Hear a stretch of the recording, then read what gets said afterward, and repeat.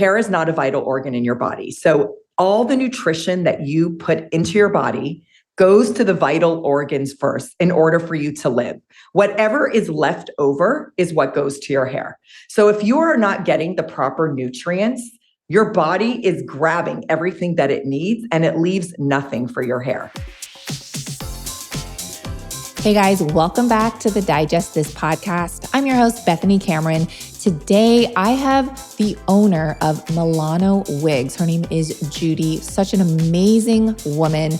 She is here to talk about hair loss. We're not just here to promote her wigs. We do talk about it, but we're talking about the different signs, symptoms, the reasons why women specifically lose their hair, because it's not just cancer patients. It's not just hormonal, menopause, postpartum. Yes, all of that. But there's so many other different reasons, gut issues, just aging in general. So Judy is here to really open up our eyes and really bring some normalcy to women's hair loss and what we can do about it.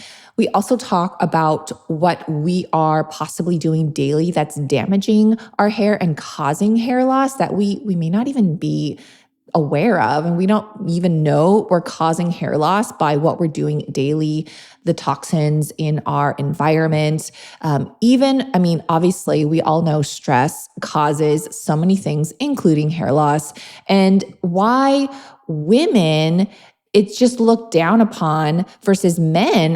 Men, it's kind of expected and it's accepted with hair loss, but for women, we experience it just as much. And she's bringing light to the fact that you don't need to hide about it. And you know what? There are solutions, there are fixes, and just bringing, again, awareness and normalcy to this hair loss in women and why we're seeing so much more of it today than 100 years ago.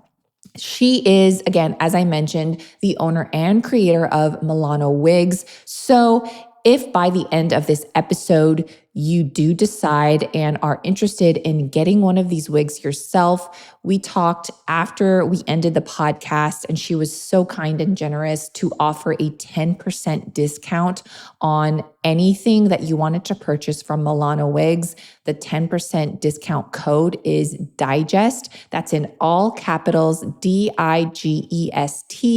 So keep that in mind. If you did want to explore, just get 10% off using code DIGEST. And without further ado, let's get right into the episode. Well, thank you so much, Judy, for coming on the show today. I am so excited to talk about hair loss, ways we can help specifically for women. And before we even get started and get into the nitty-gritty of my interview, I like to start my podcast with rapid fire yes or no questions, and you can only answer yes or no. Are you ready? Yes. All right. First question. Do all women experience hair loss in life? Yes. Is hair loss treatable? Yes. Do hair vitamins really work? Yes. Okay. Next question. Does a vegan diet exacerbate hair loss? Yes. And last question. Do hair extensions damage hair? Yes. There's a lot of talk about colostrum and all the benefits, but there's so many on the market. How do you choose or know which is the best with the best practices and one that will actually have a beneficial effect on your body? Because let's face it, you guys, you can spend less money on similar items, but if that product has no effectiveness, what's the point? I first tried Armor Colostrum almost 3 years ago before all the hype. And what I love about Armor is that they use a proprietary cold chain biopotent technology that distills over 200 functional nutrients, guaranteeing the highest bioactive integrity and bioavailability.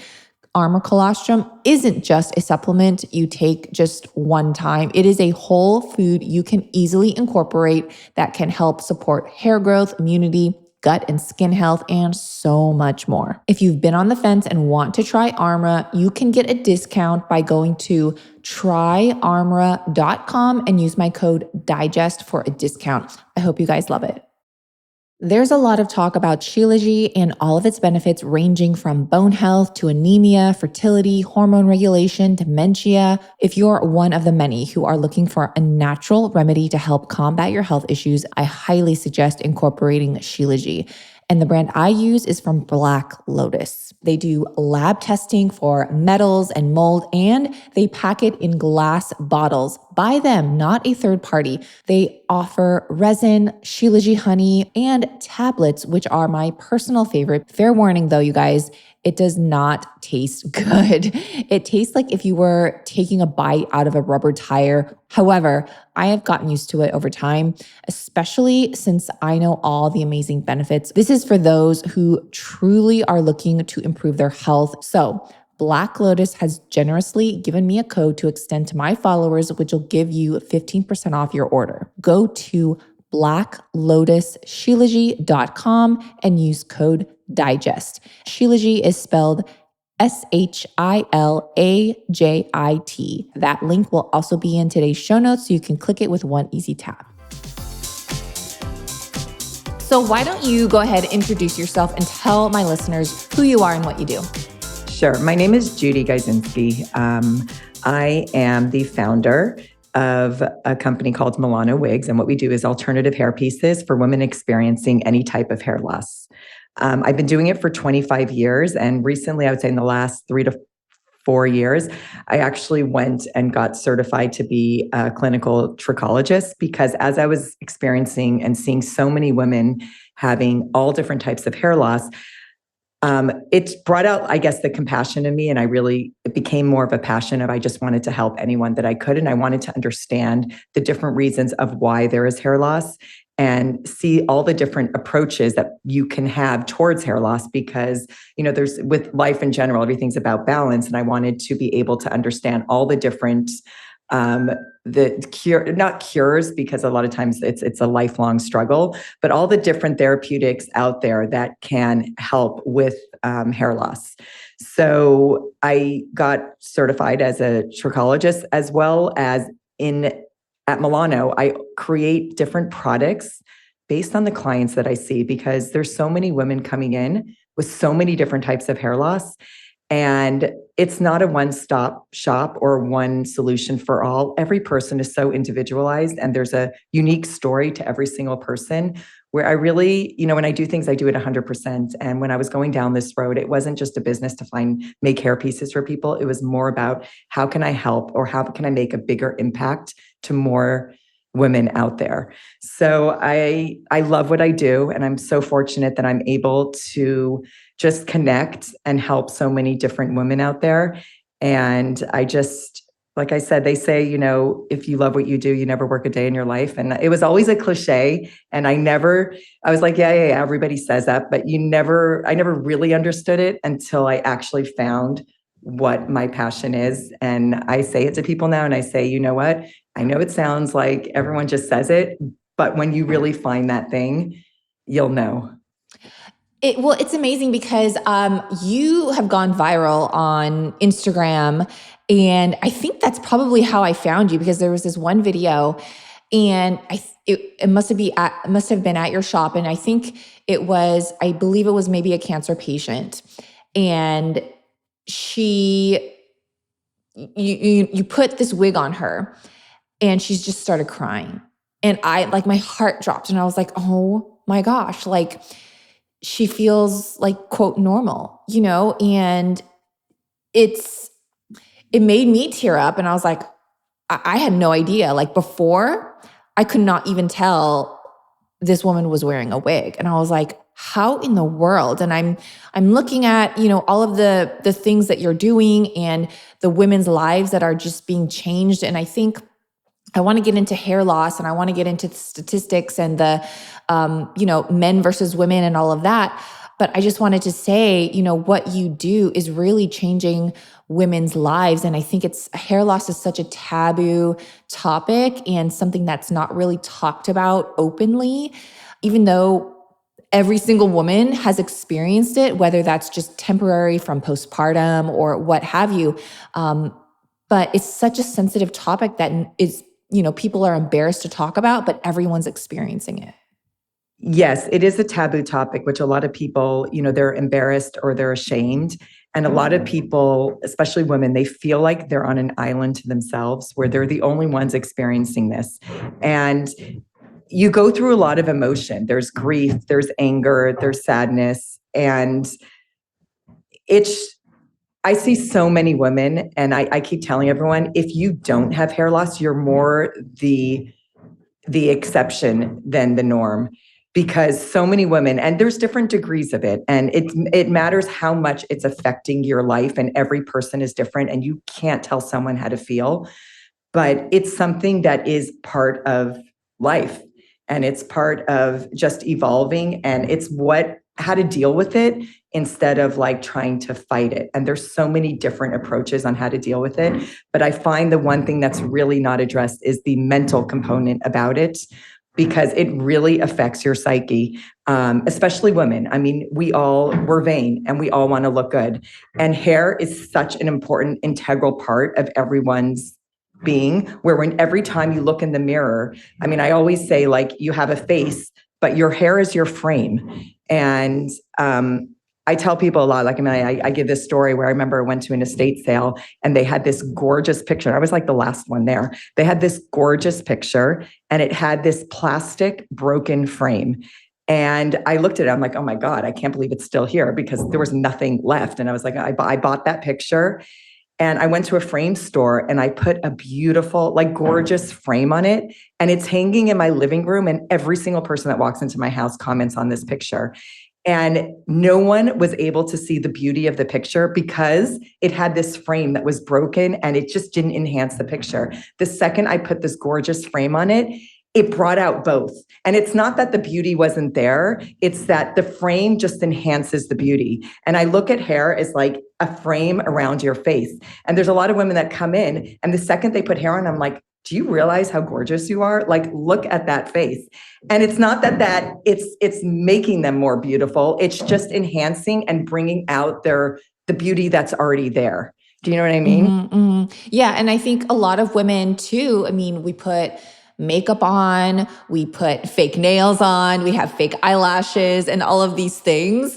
And I mean, even hair extensions, but we do things to accentuate, to, highlight the natural beauty. And when people think of wigs, because that's your industry, it's like when I think of wigs, I have two things in mind, or two categories of people that wear wigs. The first category is cancer patients, very valid, right? And the second category, don't laugh, but I think of strippers. And I'm like, but there's so many other people, right, that wear wigs that you probably don't even know. So I want to get into who these people are, because I've learned over time, like, there's religious reasons. There's so many different reasons, but it's sad because I think male baldness is accepted. It's even expected, right?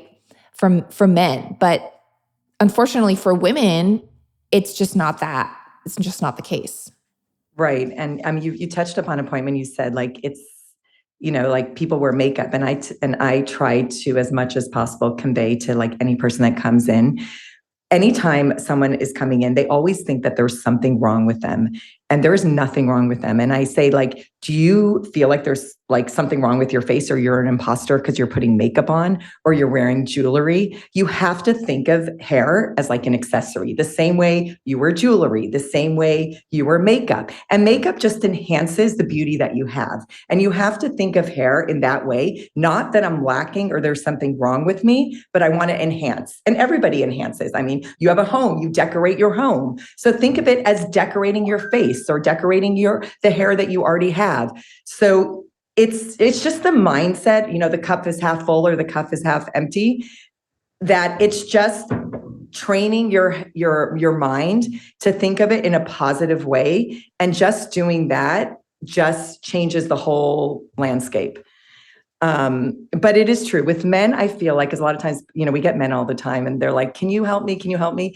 And I feel like with men, it's like a different animal. Most men, they're like, they have a problem and they just want to solve it. And you don't have that emotional component as much as you have with women. With women, we really identify a lot more with our hair. So when we are lacking with that, it's a lot more traumatic than it is, I think, with men. With men, it's like they just want a solution and that's it. And also, you're right. I mean, they can go bald, and I don't think there's anything wrong. I mean, look at Jeff Bezos. I think he's cute. Oh, there's bald head. super handsome men that are bald. Yeah. Yeah.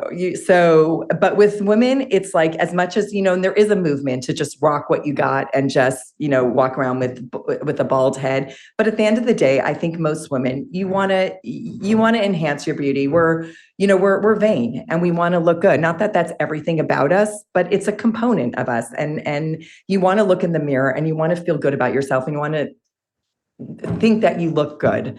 And that when you look in the mirror and you see that lack or the void, it affects your mental health.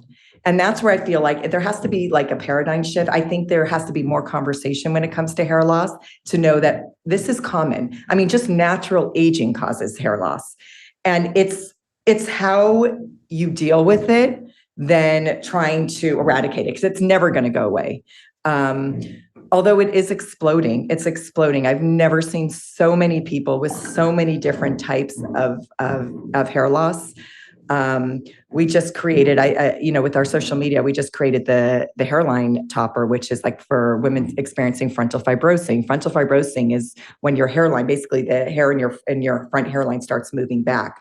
That was always a pattern that you saw with males, not with females. Females, the typical one, especially due to aging, is when it's the part line. It starts in the part line and then you see it gets really thin. So the part gets wider and wider. That's typical for women.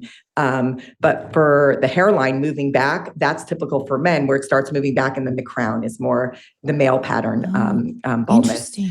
So, and yeah. Well, why do you think that is, that you're seeing more of that in women today? Do you think it's like hormonal disruptors in our environment, or what do you think? So it's very interesting you say that, because I started to go to a lot of medical conferences, even though I'm not a doctor. I'm not an MD, and I'm usually like one of the few people that are there. Most of them are doctors, research students, and things like that. But I really wanted to understand and come with understand holistically, medically, everything. And I came with no preconceived notions. I was not the type of person who was tapped into energy and natural remedies for anything. I never, I always thought science, you have to go the science route. And going to all these conventions and seeing all these women, it actually like shifted and changed my whole mindset, where I am all about, I believe in multi-therapeutic approaches, and I do believe in energies, and I do believe in holistic approaches to things. And I believe in science too. I believe in it all. And just going to these conventions, I thought it was just me. I'm like, why are there so many women coming in with their hairlines like this? I'm like, this is crazy. And I picked up on it, and I thought it was, okay, I'm the only one seeing this. And I created this hairline topper, and all of a sudden it went like millions of hits on social media. I'm like, oh my God, this is not just me. This is a global phenomena. And then I went to the medical conferences, and they literally had a presentation just on that, saying, we see that it's never been an issue with women. And all of a sudden it's gone crazy with this frontal fibrosing. Well, they are doing, one of the conferences I went to, it's actually amazing how it's like research students from all over the world, from every single different university, because hair loss is a global issue. It is not something that's like in the United States or in South America. It's something that's a global issue. And there's so much research being done on it. And there's so many different approaches that are just, being tested. And what they're saying now, and they're still doing more testing, and I'm curious to see next time I go, they're attributing the frontal fibrosing because it is like, it's exploding right now, which it's never been. I've never seen so many women with literally like their hairlines are receding. And what they're saying is they think we're over sunscreening and the lotions that we're putting on our face. Like we're just overdoing it. And that's what's causing it. And really, to be 100% conclusive, they're still doing the testing, but that's where the early data is pointing to. So like the lotions and maybe even the topical creams that we're putting on our face, like anti-aging or things like that, that could be actually contributing to frontal hair loss. They're thinking more like from sunscreen. Sunscreen. We're overdoing on sunscreen, because in terms of what it can do to your face. I mean, I know myself, like I don't go outside the house without sunscreen. And even if I'm going to the beach, like I'm wearing a hat because I know at a certain age, you don't want those wrinkles to come out. I know people who, when they were younger, they used to sit in the sun and they look like prunes now. You know what I mean? So I think with everything in life, it's balance. And when we hear one thing, how bad the sun can be to your skin, we start going like we start go going all overboard. Yeah. It's like all or nothing. You know what I mean? Yeah. Well, and I mean, a lot of the sunscreens now are super toxic unless you're using a really clean, non-toxic sunscreen. So I think, definitely that could be contributing, and then hormonal disruptors, et cetera. And I also think too, just with the environment, the plastics, the things like that, that maybe even we're ingesting can cause hair loss that we've never seen before. And then on top of that, like, can we just talk about stress for a second? Like, what can that do? I could just tell you, so I was saying with like the multi-therapeutic approach, and it's like we always want a one-stop shop or a one solution. And I think with hair loss, I don't believe there is a one-stop shop or one solution, because normally when someone has hair loss, it's usually, I would say most of the cases, it is not a problem that's just one that they can pinpoint that it's one. There's so many different factors that can cause hair loss, and stress. Stress is huge. When someone goes through a stressful situation, it can really exacerbate hair loss. That's not to say that every single person that goes through a stressful situation is going to experience hair loss. And stressful situation could be stressful in your mind. It could be stressful in your body. Like, for instance, if you went through anesthesia, or you had a surgery, or you had sudden weight loss where you lost like 50 pounds in a short period of time. So stress could mean stress in your head, in your brain, but it also can mean stress physically to your body. And both those are a big factor in terms of hair loss. But that being said, genetics is huge. And when people come in, the first thing I ask them is like, tell me about your sisters, your parents, because you can't fight genetics. And it's just trying to understand the person as a whole. And environment, you mentioned environment. I always ask, like, are you exposed to any toxins? Because toxins in the environment, that's a known factor of hair loss as well. And then there's nutrition. And that's what I'm saying. There's so many different factors that are causing it. And that's why you can't just treat it with one thing. Yeah. And I mean, going into hormonal imbalances, that's huge. And what causes hormonal imbalances? Well, several things. But again, going back to the environment and all of these toxic things, that causes your hormones to be out of whack. And then, obviously if you just had a baby, that is super taxing on your body. You're giving all the nutrition to your baby, to nursing, and then you see it all the time, postpartum hair loss. And that's a huge thing. Menopause, that's another thing that I've heard. So, Yes. If you want to have any kind of, adding to that. Yeah. So hormonal is definitely a huge thing. A lot of people, we mess with our hormones a lot, even with like birth control, or like you said, postpartum, or as you get older, your estrogen levels go down. So hormonal is really big when it comes to hair loss as well. And I always say, like, with, the first thing I do when I see people, I always, first of all, I tell them, go get a blood test. Because I tell people, in terms of your hair is telling a story. And it's so incredible how our bodies are. And I keep being amazed. I'm not a doctor, but like, I'm so amazed. Like when you have a pain somewhere, it's like your body telling you that something is not right. And your hair is another way where it can tell a story of what is going on in your body. And I tell people, even though we think, and I have sometimes people coming in, they have stage 4 cancer. They're literally like stage 4, but like they're not even concerned about their cancer. All they're concerned about is their hair. But your body doesn't treat your hair as an important vital organ. It's not an important vital organ in your body.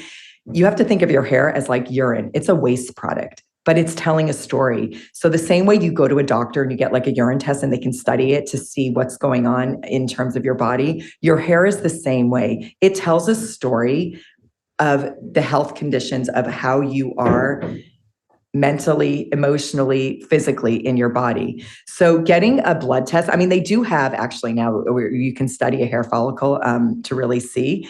But when someone is experiencing hair loss, there's something going on in that body. And it's trying to get to the bottom of it. And it's not just, again, a physical thing. It could be an emotional thing. It could be a mental thing. But it's really telling you there's a story and something's going on. And how are we going to address that story to where we can create a healthy balance again? Yeah. And I was just looking up the statistics regarding hair loss in men and in women. And just from reading, it says up to 12% of women experience visible hair loss by the age of 30. What And did it say, 12%? up to 12% visible hair loss between the ages of 30 and 40. They said that even up to 56% of women experience hair loss in their 70s. And that's in women specifically. They say about 40% of women experience signs of hair thinning by age 50. And then for men, they said 2 in 3 men experience noticeable hair loss by the age of 35. Right. I would gather to say, or maybe because I'm in this world, the numbers are even higher because it's just from seeing all the people that I'm seeing. And again, a lot of times people, what do they consider as hair loss? Because a lot of people that are coming in, the first thing is like when you're experiencing hair loss is like denial. Do you know what I mean? It's like, no, it's my imagination. It's not happening. And it gets, over time, it gets to a point where a lot of times when people are coming in, it's like past that stage of just moderate hair loss. It's usually more advanced when someone comes in. But then there's people that come in that I don't even see that they have hair loss. And they're like, I'm telling you, Judy, I'm telling you, my hair is coming out. And that's where you have to treat the mental component of it. Because if they feel like they have less hair, now again, I've never met them before. I don't know how much hair they had. Even if they, in their mind, their hair loss is a lot worse than what it actually physically is, that is a type of hair loss. And that has to be addressed as well. Where it's like it's creating that balance mentally, physically, and emotionally that's really going to tackle this whole, I would say, pandemic, because it's just, if you look at the cancer rates are through the roof. The chart is not just like a scale. It's not like this. It's going like this. Okay. And just from cancer, chemo causes the hair loss. And then COVID. What about COVID hair loss? You know what I mean? COVID hair loss. Yeah. Or this is just the stress of COVID, or the stress of losing your job, or the stress of just things changing in the world that can cause it. We haven't even talked about medication, because I heard medication can cause hair loss. Yeah, a lot of medications. And that's another question I ask people. I said, are you on medications? And if someone's on a blood pressure medication, obviously I would never tell them to get off their medications, because that is something that they need for their health. And again, we want to look good, but it's not, no one's dying because of their hair loss at the end of the day. So again, it's creating that balance where there's things that you can do. And it's always like, you have to think of it as like a tug of war. So a tug of war, meaning that all these factors are tugging, creating that hair loss. You have to fight back on the other side. You don't stop your medications if it's for your health. Your health is the most important thing. But there's still things that you can do to create healthy hair life as well. But yeah, medications, like a lot of psych meds, or there's a ton of medications. I used to have a book of like listing all the medications. I used to ask people, I'm like, oh, what medications you are? And then I'd run to my book and look it up. There's so many right now that I wait for them to say it. And then I'll do some research to see. I'm like, oh yeah, that can cause hair loss. It's 6th season, and for some reason it hits hard during this time. So be equipped and prepared to fight off the bugs roaming around. One easy shift I and you can make in your daily routine is taking a quality vitamin C.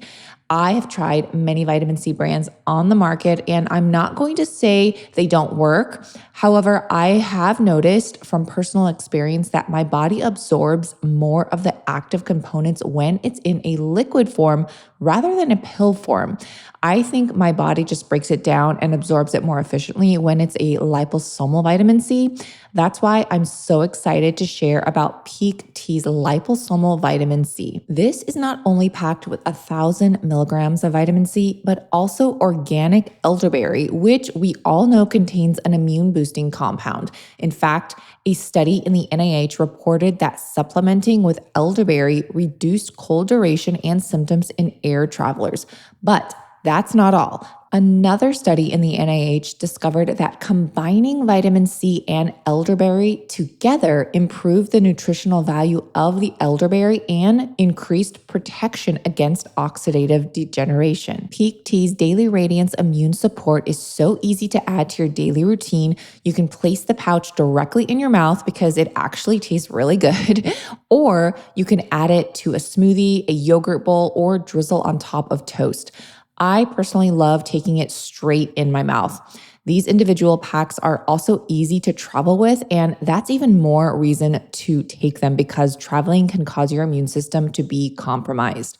So whether you're a stay-at-home mom in contact with kids all day, a businesswoman interacting with multiple people, a gym junkie using sweaty machines, or a college student just trying to get through the semester without getting sick, Peak Tea's Daily Radiance Immune Support Liposomal is perfect for anyone. Peak also has a free 30-day return policy. So if you try something and you're not happy with it, just send it back for a refund. And you guys know I have a deal for you as well. If you go to peaklife.com/digest, you can get 20% off subscriptions specifically for their liposomal vitamin C. Again, just go to peaklife.com/digest to get 20% off subscriptions. Again, peaklife.com/digest.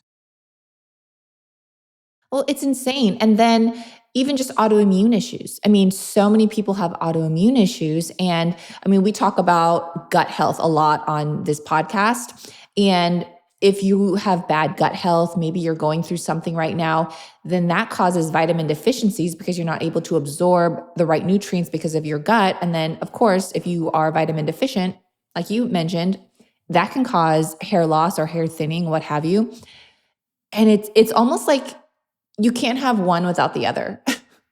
Right. And I mean, nutrition is a big thing. And I always ask people, and I know it firsthand because I remember I had a nanny who she decided to go vegan. Like she didn't eat any protein. She didn't eat eggs. She didn't eat fish, nothing. And I looked at her and I'm like, wow, your hair is, I mean, your hair is really thin. She's like, I know, I can't believe it. Hair is made up of cysteine, which is protein. So it's mostly made up of protein. That's not to say, like you asked that question and I could only answer yes or no, but with every question, there's like, yes, but caveat, you know what I mean? yeah.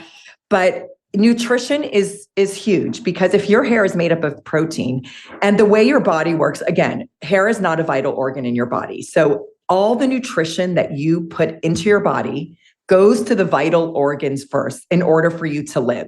Whatever is left over is what goes to your hair. So if you are not getting the proper nutrients, your body is grabbing everything that it needs and it leaves nothing for your hair. So you really need to and it's not to say that you can't be vegan or anything like that, but you need to make sure you're getting enough protein that your body can take what it needs and then have some left over for your hair. So nutrition is really important. I ask people, like, even eating poorly, like you need these nutrients. If you're eating fast food every day and it's not, there's no nutritional value into what you're eating, what are you leaving for your hair? Your organs probably aren't even getting the right nutrients.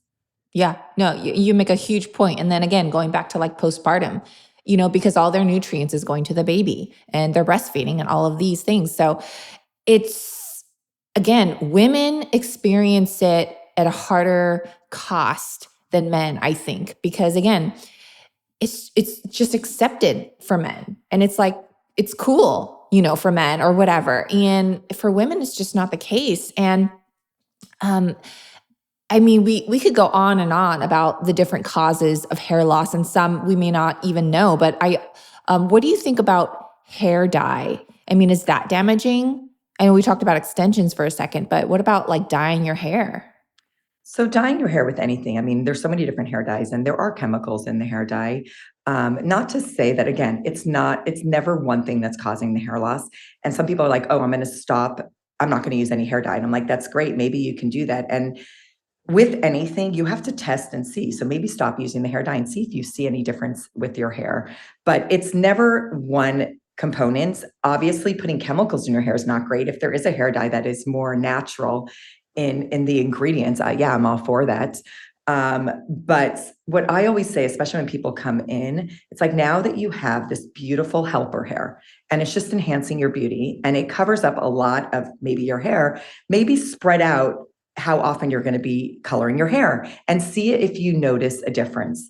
Because at the end of the day, nobody has all the answers and you can only try as much as you can and try different approaches, but then you have to analyze and see, okay, am I noticing a difference here? So hair dyes, I mean, there's so many different hair dyes and some are more natural and some have a lot of chemicals, but it's always better to be more natural and more holistic when it comes to your body and your health.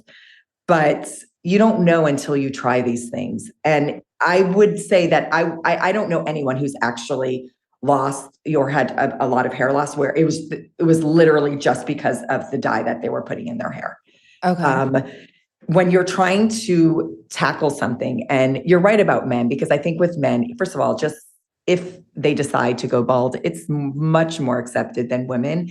And I think women in general are just more vain creatures. We want to look good. And it makes us feel better. Do you know what I mean? It's like there's that emotional component that I just don't see with men. And I think that the moment we can tackle it with all different, and again, it's a tug of war. So we have to keep pulling hard on one side. But it's also that paradigm shift in our head on how we're just enhancing our beauty and we're doing everything the same way we buy beautiful clothes to enhance our look. Just think of it as you're just enhancing your beauty. You just want to look the best you can look. And that hair is helping us do that. And not that I'm lacking something. I'm not, there's nobody perfect. And I tell people all the time, you can see a supermodel, cut their face in half, and you'll see one side is not symmetrical to the other. And then you'll see someone with a perfectly symmetrical face, and then you put it together and you're like, they're not even pretty. So it's the imperfections in life and how you deal with it that really navigates us and brings us to that like healthy balance. And I have a question. What are some things that maybe we're doing daily that we don't even realize are contributing to hair loss or hair thinning? Like, for example, I heard that wearing your hair up in a very tight bun, which is super trendy, I heard wearing your hair back really tight can actually contribute to hair loss and hair thinning. So what are some daily things that we're doing that we may not even realize? So wearing your hair up, I would never tell someone don't wear your hair up. I think, again, it's creating that healthy balance. If you're pulling really hard every single day, so you know what? Don't pull really hard every single day. It's kind of like extensions. Like people ask me all the time, we see tons of people with extensions. There's something called traction alopecia. And traction alopecia, it's like, it's pulling on your hair in the same spot all the time, where it does, yes, it will exacerbate your hair. And especially if your hair is not that healthy to begin with. If you have healthy hair and it can withstand that, then that's fine. And there's a lot of people that can. But there's a lot of people doing the same thing every single day can cause that traction alopecia. Now, traction alopecia is actually the easiest to solve, because if you just stop what you were doing that was causing it, it will revert back. So depending on how far along you went with this traction alopecia, that will determine how long it will take for it to reverse. Sometimes if you let it go too long, it's not reversible, or reversing it's much more difficult to tackle. But what about blow drying? And like blow drying, hair, excessive heat. Yes, excessive heat is also another thing that can cause. But a lot of times with excessive heat, it's more like the breakage of the hair. Do you know what I mean? So anything done to an extreme, and again, I take that lesson in life in general, like anything too extreme is not good. So yes, excessive heat or excessive pulling, which extensions can do that. That are all factors of hair loss. But usually, like if your hair isn't strong to begin with, you're going to see it a lot worse on someone like that, where that comes into genetics in terms of how strong your hair is. Right. I heard that using Rogaine actually can cause more hair loss if you stop using it. So basically, if you start using Rogaine, you have to continue for life, or else you will actually lose more hair if you stop. Is that true? Okay, so with Rogaine more affects your hormones. And I've seen people who've had really bad effects to Rogaine. What I've found, and we've tested out so many different products in terms of helping to grow hair back, is that whatever you're going to do, whatever is causing that hair loss right now, there is no cure for hair loss where you take a magic pill and all of a sudden you're going to have the most incredible head of hair, and then you can stop taking the pill and life goes back to with your incredible hair. That's fantasy land. That's not real life. Whatever is causing the hair loss usually is not going away. You're just tugging harder at it to see a difference where you're winning the battle. But the second you stop tugging at it, it takes over. So what I've found through like the research and the people that I've met and just analyzing it is that normally whatever you're doing, it's more of a lifelong struggle that you're going to be going through.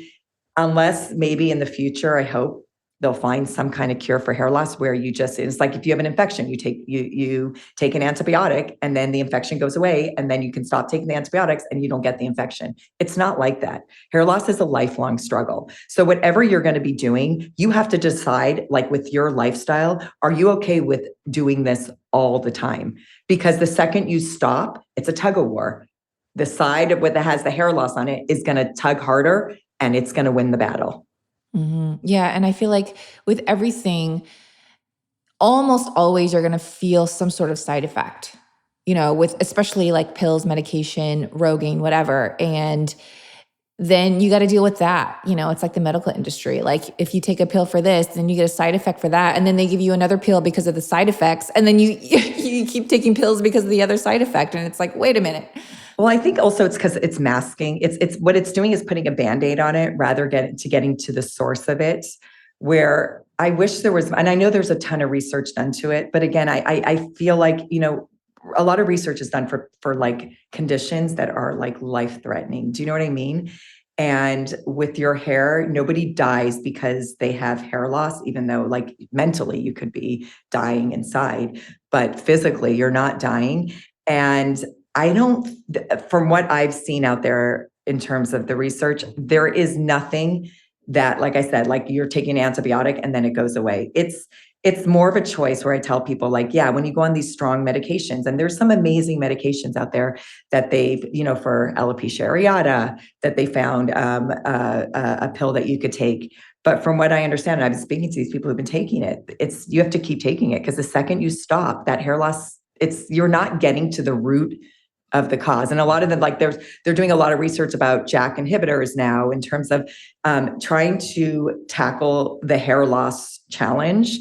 But the one thing that doesn't have side effects, and it's actually healthy for you in terms of your life, is just nutrition or environment or being, not being exposed to certain toxins. Those are the kind of things that don't have any side effects. But that being said, like sometimes you want to tackle it medically. And when you're going through this, no one can tell you what you should do. You have to do what's comfortable for you.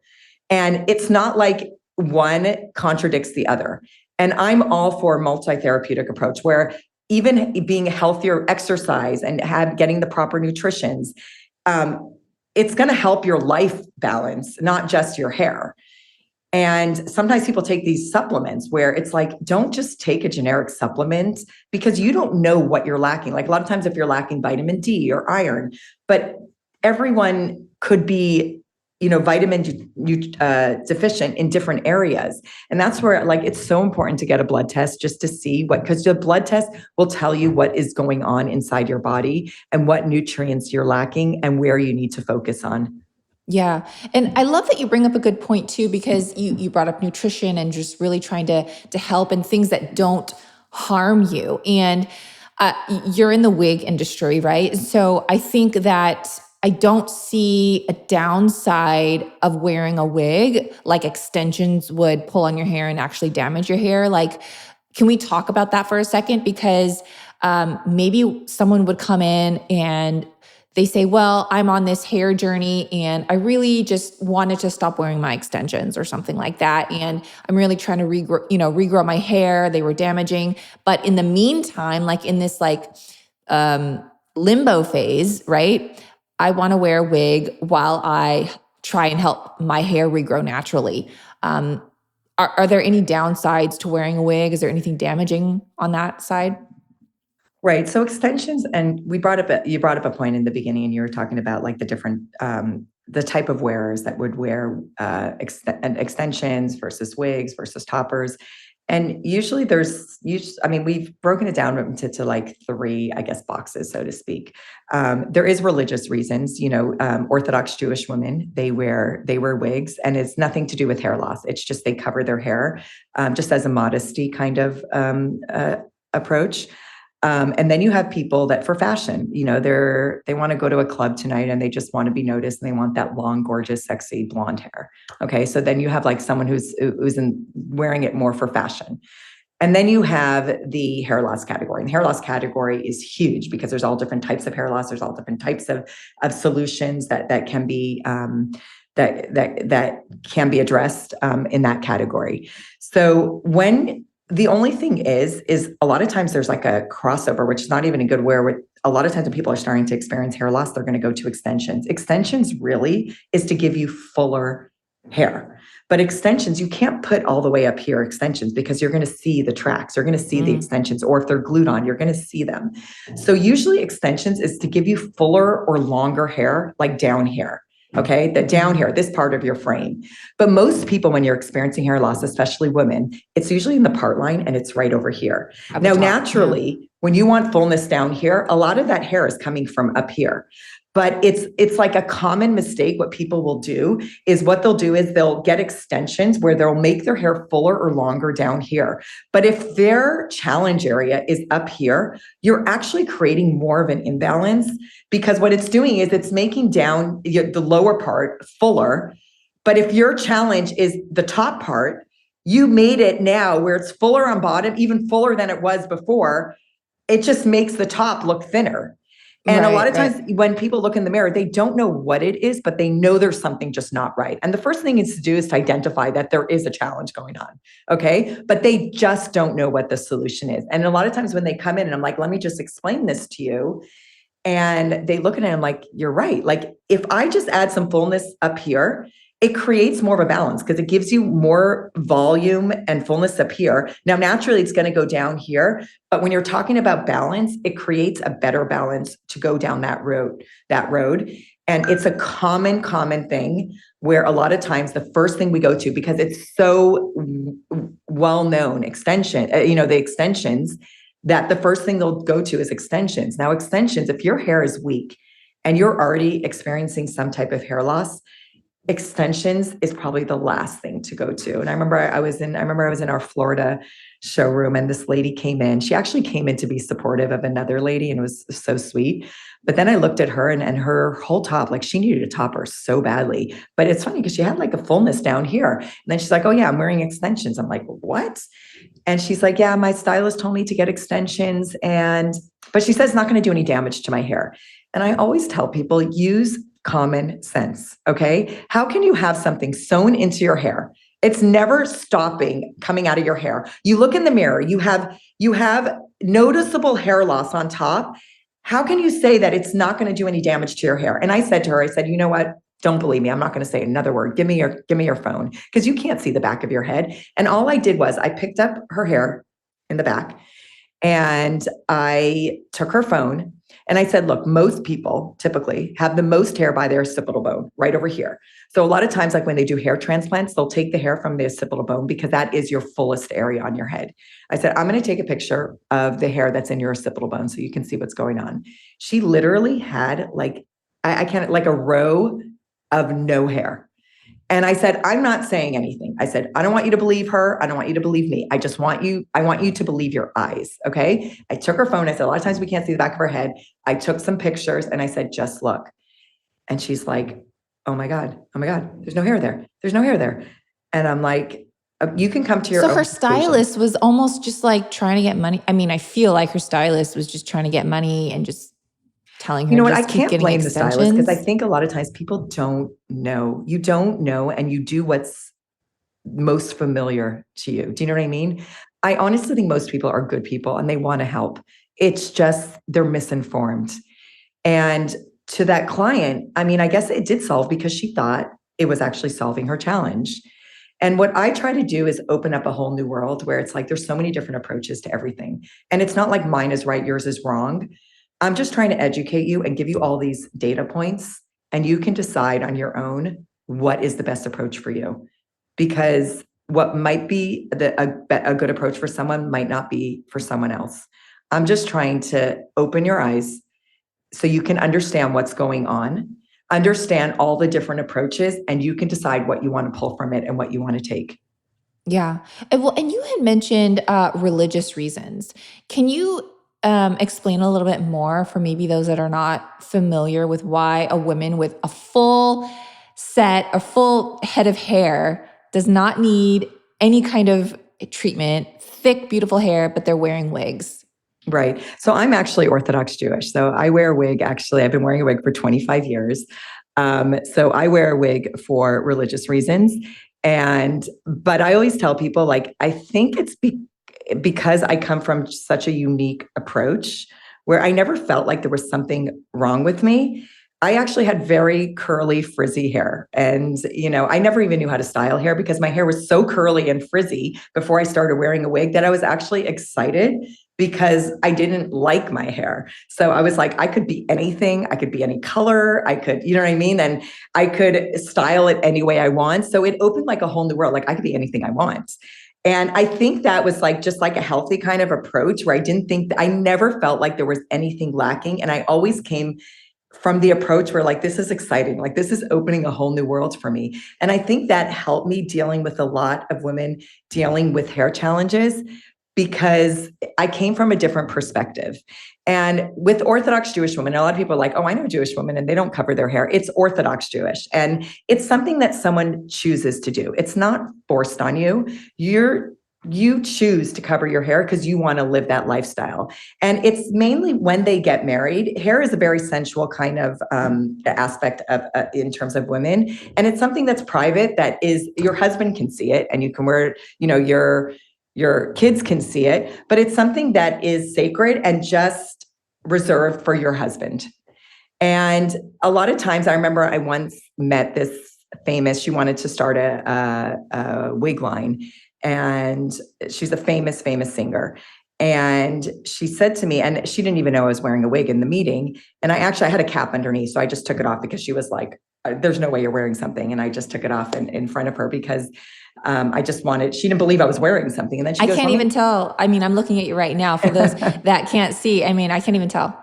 And by the way, anyone can look like that. It's not because I understand hair any better than someone else. That's really what, our goal is that any person in the street can wear something and nobody knows. It's something that's private. If you want to tell someone, that's okay. But no one should be able to look at you and see that you're wearing something on your head. And that's really what our goal is. But when she asked me, when she saw that I was wearing a wig, and she was like flabbergasted, and she said to me, let me ask you a personal question. She goes, why do you wear a wig? And I said, I'm Orthodox Jewish. And she said, let me ask you a question. Before I became this huge celebrity, I used to work in Manhattan. I used to work in the Diamond District, and there used to be a ton of Orthodox Jewish women, and they wore the most awful wigs imaginable. Like I could spot them a mile away. She goes, why do they wear such awful wigs? And I looked at her and I said, you know what? You're only noticing the bad ones. You're not noticing the good ones. You didn't know that I was wearing one. So you're noticing someone who's wearing a bad wig, but there are thousands upon thousands of women that are wearing such beautiful wigs that you wouldn't even know that they were wearing these wigs. And she actually paused for a second, and I could tell she was thinking. She's like, you're right. You're right. And I feel like if we care about our hair and we care about the way we look, usually those type of people have beautiful wigs and you don't know they're wearing wigs. But it's not the wig that is making them look that way. It's their style. They don't care about not that they don't care about the way they look, but their style is that they're not into that. And they're wearing a wig because they don't care. They don't care if people know that they're wearing a wig. But there are so many beautiful, amazing, incredible, talented women out there that are wearing wigs that you don't even notice that they're wearing wigs. And that's really like was my whole approach, because when I wanted to wear a wig, I was excited to go down this journey. I was excited to like get something that I never had. And I was like, the sky is the limit, where it was like there were no boundaries. I'm like, we can do anything here. I have a question for you. Like, do you have like different wigs? So like because for those that can't see you, I mean, you have like a nice brown color on your hair, right? It's like kind of long. Do you ever wear wigs that are like short, blonde, like you just kind of want to be blonde for a day, or you know what I mean? And like change it up, but you don't want to commit to blonde short hair, but you're just like, maybe I want to like try it out. Yeah. It's funny because I always tell people I'm the shoemaker without shoes.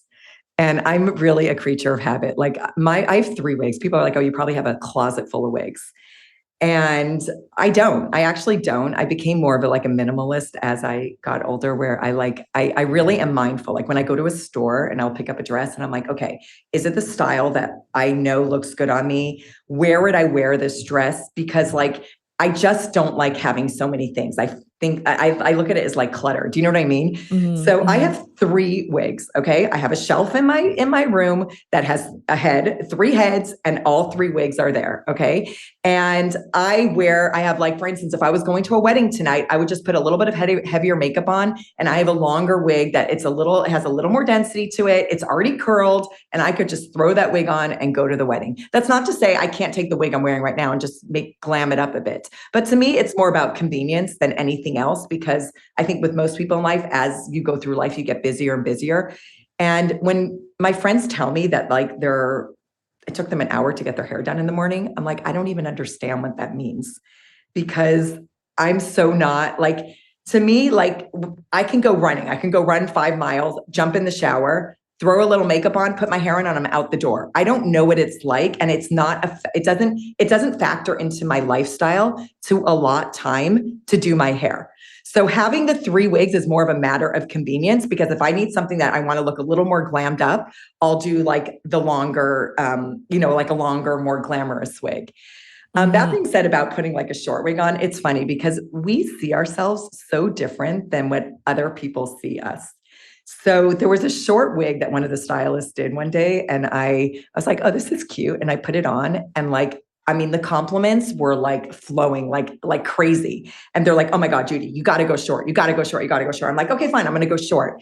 And I did it for about a month, and I just wanted to revert back to what I was comfortable. And even though everyone was telling me that you look amazing in short, I was like, it's just for me. And I look at myself through my lens.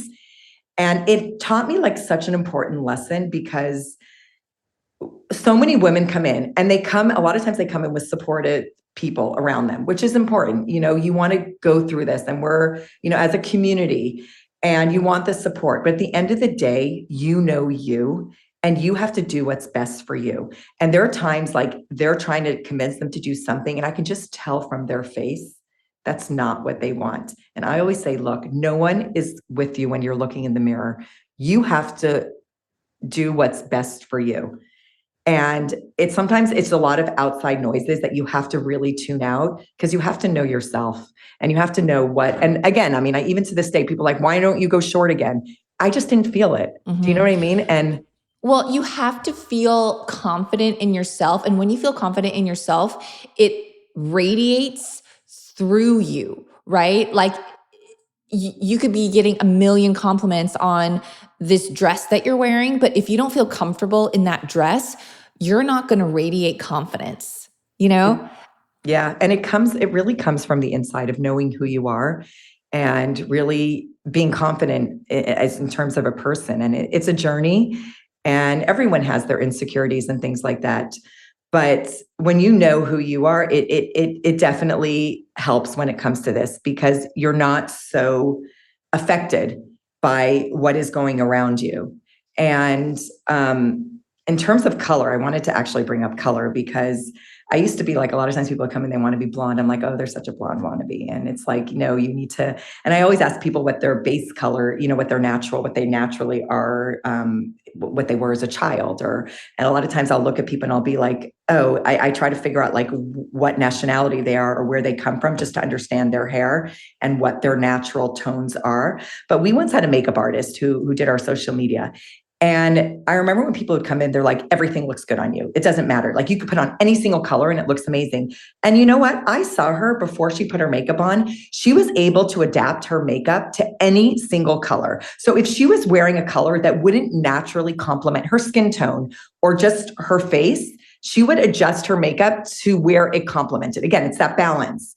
But what I tell people is that you have like what is naturally going to look good on you without putting too much effort into it.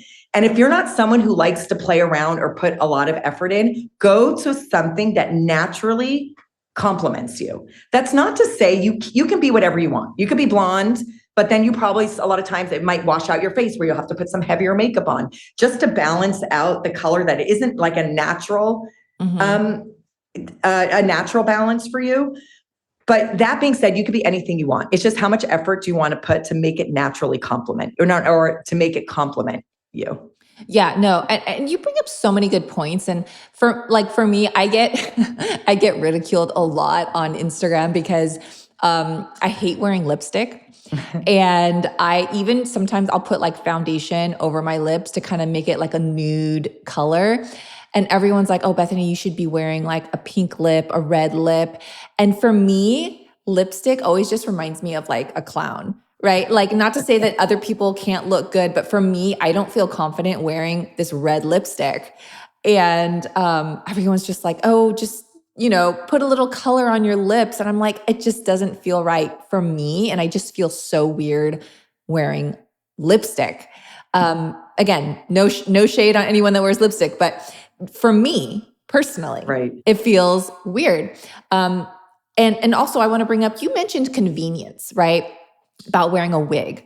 And I wanted to ask you, beyond hair loss, beyond religious reasons, are people just getting wigs for convenience? I mean, because and I'll let you answer this question, but I wanted to share that I met, there's this newscaster, and she gets up at like 2 a.m.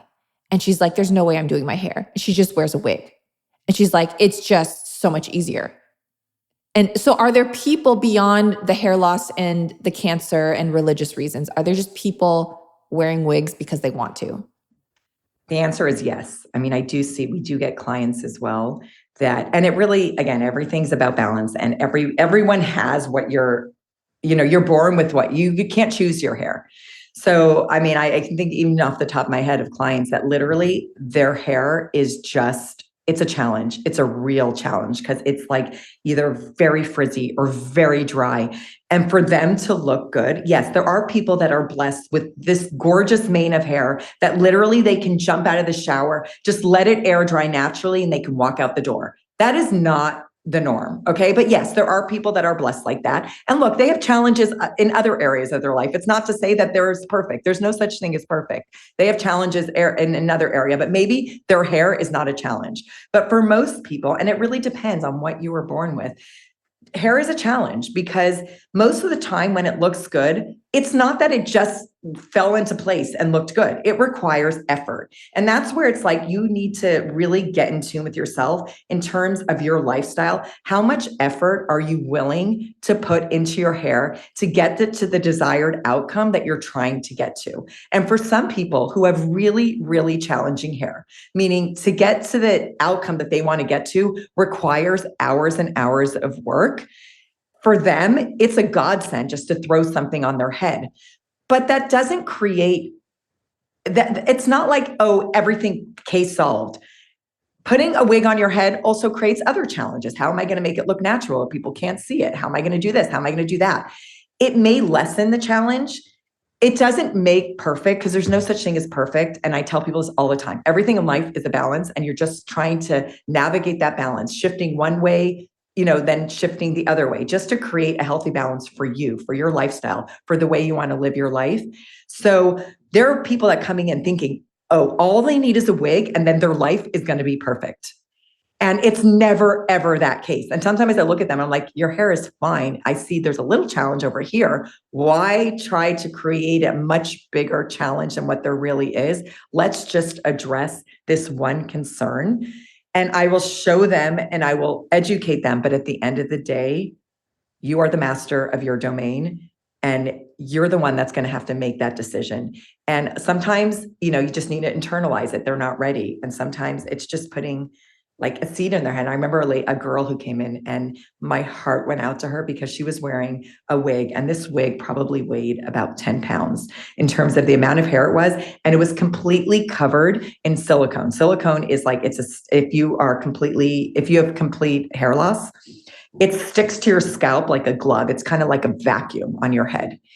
And yeah, it's secure on your head, but silicone is not a breathable material. And we use silicone in certain areas. Again, it's about that balance because in some cases it actually is good. But the entire thing was covered with that, in addition to having a ton of hair. And when she took it off, she was like, I could have put a towel around her neck and I could have wringed it out with the amount of sweat that was coming because it wasn't breathable. The sweat couldn't go anywhere. And it was just, to me, like my heart went out to her because I'm sensory. And like, to me, the most important thing is, comfort. Comfort to me is the most important thing. And I always ask people, like, usually, what is the most important thing to you? And I just hear them and I listen, because you're going to hear what the most important thing. And for some people, they want to look good. And for some people, it's security. They just want to know that if they were caught in a tornado or a windstorm, it's not coming off. To her, the most important thing was security. Like, comfort wasn't even, like, she just thought she'd have to go through life not being comfortable because she had such a big fear and anxiety that was going to come off her head, to the point where, like I said, I could have wringed a towel. I could have wrung out the towel and sweat would have came out of that towel from what came off her head. And I said to her, and I said, I totally understand where you're coming from. And I think, for everyone, it's so different and everyone's journey is so different. But the one thing I want to address with you is that there are options, and nobody can tell you what to do. I just want to educate you in the different options that there are. I want to plant a seed in your head, because a lot of times we think there's only one way, and it's one way or the highway. And there's so many different options out there. And a lot of them, it's a hybrid approach where I'll take a little bit of this and a little bit of that. But it's creating, I keep saying balance, but that's really what it's all about, is creating that balance. And I just want you to know, I know security is the most important thing to you. But let me show you, this isn't one option, and let me put it on your head so you can see it. And this is another option, and this is another option. And I didn't want her to do anything, because at the end, she's been doing this for so long. I wanted just to plant a seed in her head for her to know the different options out there so that she can create that life balance for herself. And sometimes it needed to sink into her, because she was so traumatized and she wasn't in a good place. And it wasn't about providing her with something. I mean, we were way past that. What I wanted to do was, I didn't even want her to walk out with anything. I wanted just to educate her in terms of the choices and the options she had, and let it sink in and let her decide her life balance. Because every single person, based on their lifestyle, the data points that they have growing up, their childhood. I mean, we are shaped into who we are based on just life experience, but knowing that there are options. And that's where I find some people coming in where they think there's only one option. And for some people, extensions that's what they feel the most comfortable about. And that's what makes them, the most healthy mentally, physically, and everything like that. But knowing what the side effects are to extensions, and if they're okay with that, that's fine. It's being educated and being knowledgeable in knowing each of the choices and options there are, and then you deciding what works for you. Okay. So are they breathable? What are they? Is it human hair? Like, what is it? Oh, okay. So I am obsessed. Oh, by the way, okay. So I have a bald spot in the front of my head right here. It's like a round indentation. Okay. The reason why I have that is because typically the way wigs are attached to your head, traditionally it was clips, combs, glues, or tapes, or like double-sided tape. And every single one of those can cause damage to your hair. To the point, like my hairline, I have this round indentation because I used to have a comb in there. It was a comb that would sit there every single day. Again, you do the same thing every single day. it's going to affect something. And what it did was it created that bald spot. Now, had I saw my hair thinning before the bald spot came and I stopped it, yeah, I could have reversed it.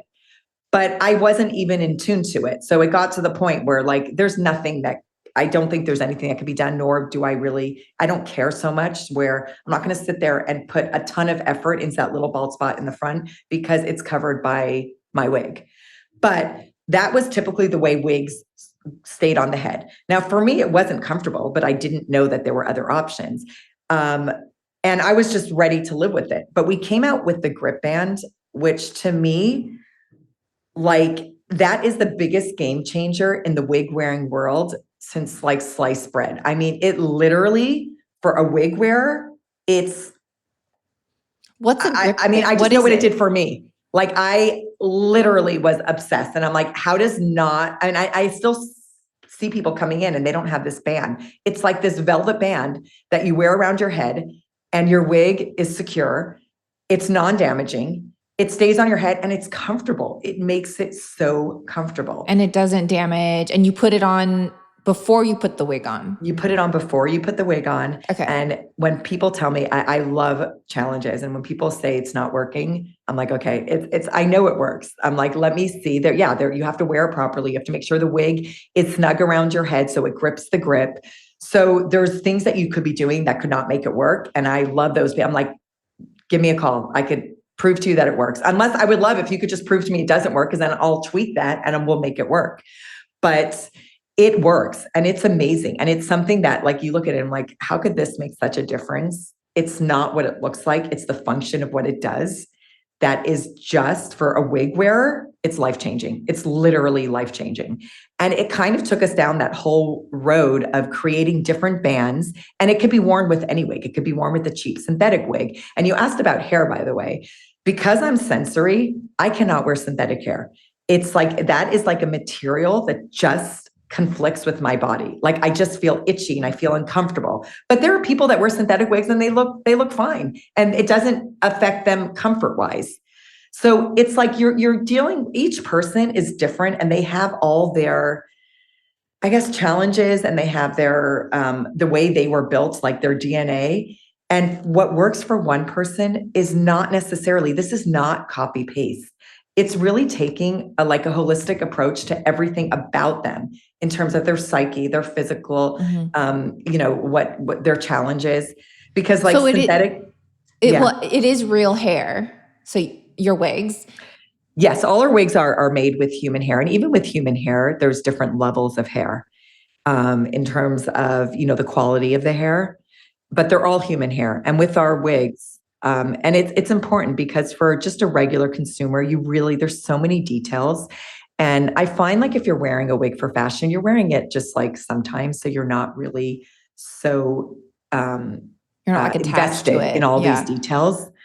But when it becomes a part of your life, you're invested, and you should be educated and invested in every single detail that goes into it. And there is so many details, and it's important because in order for you to solve that challenge and be able to move on to your next, go through the journey of life, you really have to feel comfortable and feel good. But all these details affect there's cause and effect to every single thing. So understanding you and who you are and what makes you tick really helps. But hair quality, there's like virgin European hair, there's the Remy hair, there's the non-Remy hair, there's all different types of hair quality. But that itself is not the only detail that people need to be concerned about, because that's usually not going to affect most of like the comfort level or the way it's going to look or how natural it's going to be. There's so many other like density comes into play. Right. But like if it was fake hair, I feel like that would be a concern because people wouldn't want to know. It would kind of give it away that you were wearing a wig. No? If it was fake, so you're talking about synthetic hair, and synthetic hair has gone a long way. There's different types of fibers that actually look good. They look good. I usually can tell, but I'm in this world, so I can tell when someone's wearing a synthetic piece. That being said, like when we get like a 75-year-old lady or an 80-year-old lady that comes in and she's wearing like this, she's wearing a short synthetic piece, and for her lifestyle, the most important thing is convenience. Okay. She just wants to be able to take that wig, put it on her head. She never wants to style it. And then she's coming in for a human hair wig. And I said to her, have you ever worn a human hair wig? She's like, no. She doesn't want to bother with styling. The nature of hair is it's never going to stay the way it is. Okay. It's going to require washing. It's going to require styling. You're paying more, you're getting more realistic and more natural, but you're not getting less maintenance. You're getting more maintenance because the nature of hair is maintenance. Okay. So when I get like this older lady who's set in her ways and is used to the synthetic, I usually tell her, stick with your synthetic. It's not worth it. Now with synthetic hair, there's so many different like attributes. There's so many different details when it comes to synthetic. When it's long, it's just not going to last. It usually within a month or two, it starts clumping up and it gets all like, you have to replace it like every 2 to 3 months. So sometimes like in terms of like how much you're spending, if you do the math and you're buying these long synthetic wigs, sometimes the math works out where you're better off spending more upfront, where you're getting it more natural and it's going to last longer than buying a synthetic one. But that's a decision that once you understand the details, that's a decision you have to make. Now, usually with synthetic, it does have like a little bit of like a natural shine to it, but there's a trade-off. With everything in life, there's a trade-off. With synthetic, you can literally, it's wash and wear. You don't have to style it, okay? The only thing with synthetic is you cannot change the color. Whatever the color it is, it's fibers and it will not change. So you can dye your wigs, you can wash it, you can do whatever. Well, you can wash synthetic. You can wash synthetic and it's going to go right back to the style that it was when you got it. Like you do not need to style it. But color-wise, you don't have as many options. And I feel like especially nowadays, like we want things fast and we want it done in our way. And we may have like minor tweaks we want done to it. You are limited in what you want done with the synthetic. And also the terms of the longevity, depending on the length and depending on the quality, because with anything, even synthetics, there's different types of qualities. Those are the kind of factors that you have to take into account when you're trying to make a decision. Should I go synthetic? Or should I go human? Or should I go virgin, European? Or, you know what I mean? So there's so many different factors. And usually when I tell people, like when you're going down the journey, there's so much knowledge and there's so many details to know that it's first thing is discovery. Like try to figure out what works for you, all the different details, and then kind of decipher the details and analyze it and think what would work best for you. But there are times people come in and they want to just get like 10 wigs. I'm like, no. You don't want to do that because until you actually experience it, you don't know. Like you think you know, and you don't want to go too fast because if you made the wrong decision, you're spending a lot of money and you might be wasting it. So go slow, like do one and then play around with it and see what you like about it, what you don't like about it. So your next one, you could do those minor tweaks and see if those can be addressed, because perfect is not a word that, and I hate using that word because there's no such thing as perfect. It's creating that balance of what works best for you. But until you experience it, it's all in theory and it's not reality. But when it becomes reality and you're mindful about it, you'll start understanding what works best for you. Judy, you're such a joy to have. And I know that we've even like gone over time, but I just wanted to again, just thank you for coming on. And I'm sure many listeners are going to want to know where they can find you. Maybe they're interested in a wig themselves. Where do they go? So, you can go a lot of places. I mean, what I try to do is, and honestly, my passion is really helping women go through their hair loss challenges. And there's a lot of amazing companies out there. And I don't look at anyone as a competition. I really don't, because at the end of the day, if there's something that can solve your challenge, and it's that balance. I'm the founder of Milano Wigs. So a lot of the wigs that we created, and we have a website called milanowigs.com. You can do virtual consultations. You can do in-person consultations, but there's so many great companies out there. But you want to go somewhere where you can trust, because it's kind of like the Wild West. When you're starting down this road, it's the Wild West and you don't know where to turn. And that's what I tell people is use common sense and try to go somewhere where you're comfortable with, where you really feel like there's someone here that understands what you're going through and understands the solutions. Because a lot of times we feel lost and we trap ourselves into a corner. We're like, there's this the only way. And it's not. There's no one way. There's so many different ways. So if you just open your mind to countless opportunities, countless solutions, you're going to see, like, you're just going to be healthier, more mindful. And just create a better life balance for yourself. And this is just one aspect of your hair, but it's an important aspect. And I understand that. So I just say, go somewhere where you feel that you're being heard, and really go down the road. And there's no such thing as too much discovery or too many details, because you have to get to that healthy balance where you feel comfortable, so that this becomes not a challenge. It becomes, you find that solution and then move on with your life. Because I see so many women that are trapped. They are trapped in this, and sometimes they're trapped for years. And it really inhibits it affects your life. It really, really does. There's so much more to life than your hair. Not to say that a hair is not a big aspect, it is, but it's just open your mind. I mean, there's so many amazing, incredible options out there that can solve it. There's no such thing as that there's no solution. There's a solution for everything. It's just opening your mind and being open to what's out there. Oh, Judy, I love what you're doing. And I love that you're bringing awareness and just making women feel just heard and seen and more comfortable. I mean, I really think, wigs are the new fake eyelashes, and so I'll be sure to put a link to your website in case people want to check out you personally. And again, thank you so much for coming on the show and just bringing light and normalcy to something that women struggle with daily.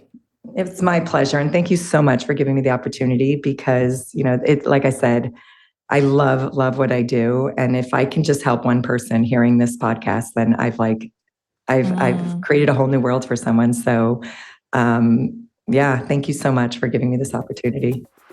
Thanks for listening to this episode of Digest This. If you enjoyed this episode, please leave a review in your podcast app to let us know. If you're ever wondering how you can support me and this podcast, sharing it with your friends and family is the best way. This is a Wellness Loud production produced by Drake Peterson and edited by Mike Fry. To check out more shows by my team, go to wellnessloud.com, and to email the show, message us at digestthispod@gmail.com.